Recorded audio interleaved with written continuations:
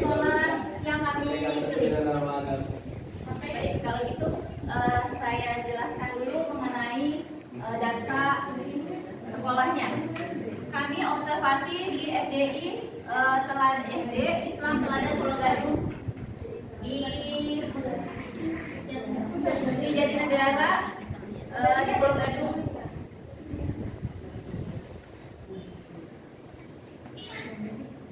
Proses observasi dilaksanakan selama kurang lebih 2 jam dan kami mendapatkan narasumber yang akurat, yaitu kepala sekolah langsung beserta guru-guru juga.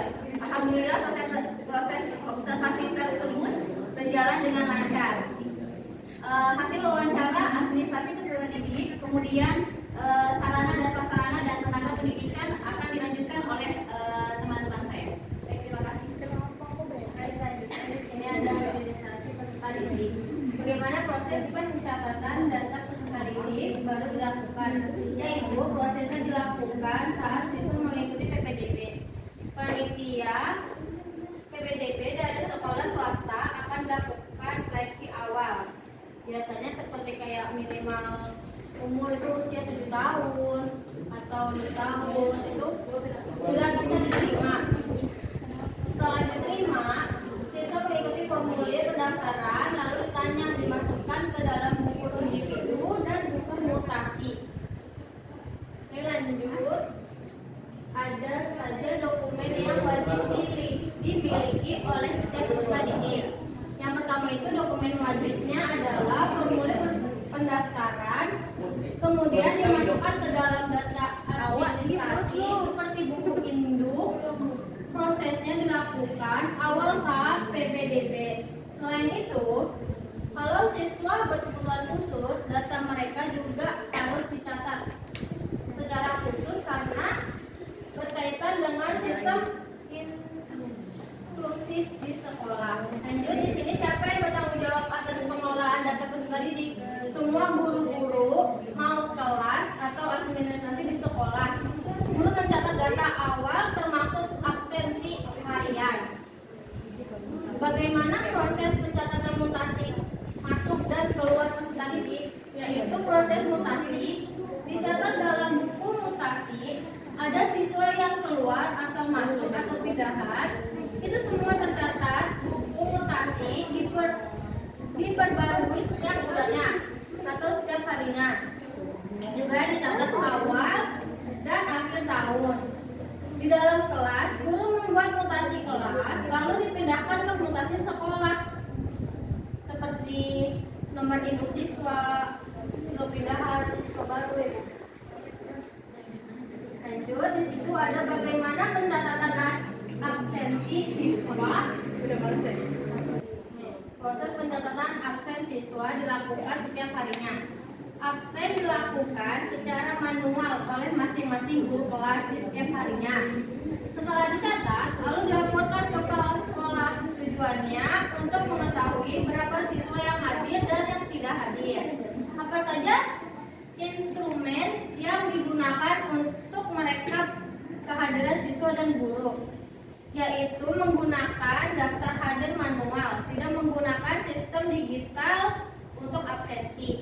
Berarti kayak lewat buku gitu dicatat. Apakah data peserta didik telah terdigitalisasi? Jika iya, sistem apa yang dilakukan? Ya, data peserta didik sudah didigitalisasikan menggunakan sistem Dapodik. Lanjut, akan dibacakan oleh Indri.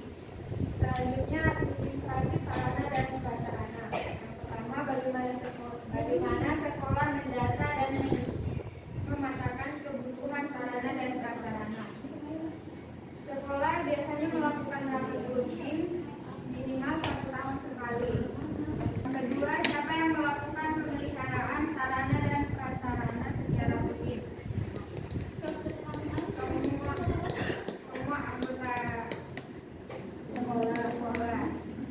Tidak disebutkan secara eksplisit siapa petugasnya, tapi biasanya sekolah membahas kebutuhan perawatan ini di rapat tahunan dan dimasukkan ke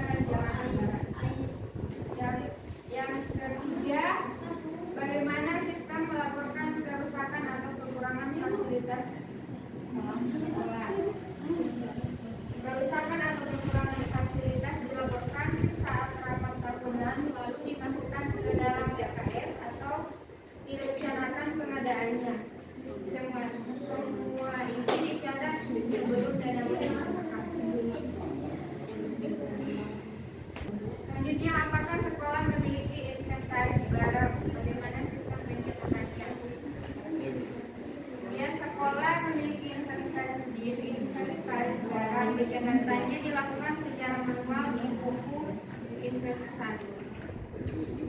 Selanjutnya, bagaimana penggunaan dan pelaporan dana BOS untuk sarana prasarana sekolah. Dana BOS dikelola berdasarkan perencanaan yang dibuat sekolah menyusun RKS yang memuat alokasi dana anggaran dan prasarana. Selanjutnya, apakah ada sistem digital untuk input data sarana dari prasarana? Sistem pelaporan dan penggunaan dana BOS dilakukan secara digital atau namun pencatatan barang seperti inventaris harus dilakukan Yaitu administrasi pendidik dan tenaga kependidikan. Proses rekrutmen pendidik pasti dilakukan oleh kepala sekolah langsung. Belum ada tim rekrutmen khusus. Prosesnya juga berdasarkan kebutuhan sekolah. Jadi kalau ada kekurangan guru dan staf, kepala sekolah mencari dan menentukan sendiri. Dokumen yang harus dimiliki setiap guru dan staf adalah meliputi KTP, kartu keluarga, ijazah, dan dokumen pribadi lainnya. Pengelolaan data kehadiran dan kinerja guru dilakukan dengan guru dan staf harus mengisi daftar hadir dan daftar tiket. Sekolah juga mengadakan rapat evaluasi guru setidaknya sebulan sekali untuk menilai kinerja. Yang bertanggung jawab atas administrasi. Yang bertanggung jawab atas administrasi kepegawaian di sekolah adalah kepala sekolah atas administrasi kepegawaian dibantu oleh staf sekolah. Apakah ada pelatihan rutin bagi guru dan tenaga kependidikan di sana? Ya, ada pelatihan rutin bagi guru seperti seminar, webinar, dan lain-lain. Berikut ini adalah dokumentasi saat kami melakukan observasi. Beliau adalah kepala sekolahnya. Di sini ada ruangan guru.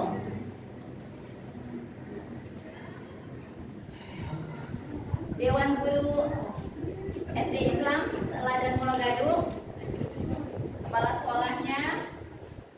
Berikut ini sarana dan prasarananya, cukup lengkap semuanya.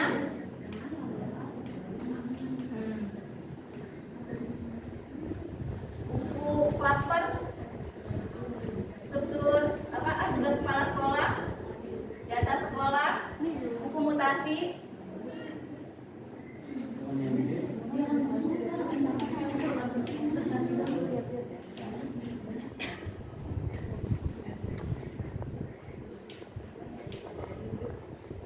Ya, kesimpulannya, berdasarkan hasil observasi dan wawancara yang telah dilakukan, dapat disimpulkan bahwa administrasi dan supervisi pendidikan memiliki peran penting dalam meningkatkan mutu pembelajaran dan kinerja tenaga pendidik. Administrasi pendidikan membantu sekolah dalam merencanakan, mengorganisasi, melaksanakan, dan mengevaluasi kegiatan pendidikan secara sistematis dan efisien.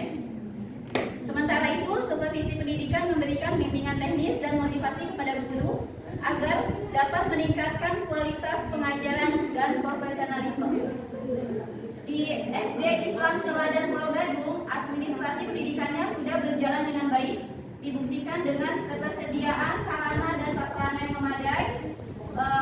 Juga supervisi dilakukan langsung oleh kepala sekolah dengan pendekatan pembinaan dan pengawasan yang bersifat membangun. Baik, demikian pesan KCD kelompok kami mengenai diskusinya. Selanjutnya akan disampaikan oleh anak saya ini. Administrasi apa saja yang perlu dikembangkan dan diperbaiki di sekolah. Administrasi yang perlu dikembangkan di sekolah yang kita observasi yaitu adalah pengelolaan data peserta didik. Karena data-datanya masih digunakan secara manual, belum digunakan secara digital, jadi kurang efisien atau menyulitkan pelaporan dalam pengembangan absen-absennya. Yang kedua, apakah masalah tersebut sedang ditangani oleh sekolah dan apakah solusinya? Ya, pihak sekolah sedang menangani bagian tersebut dengan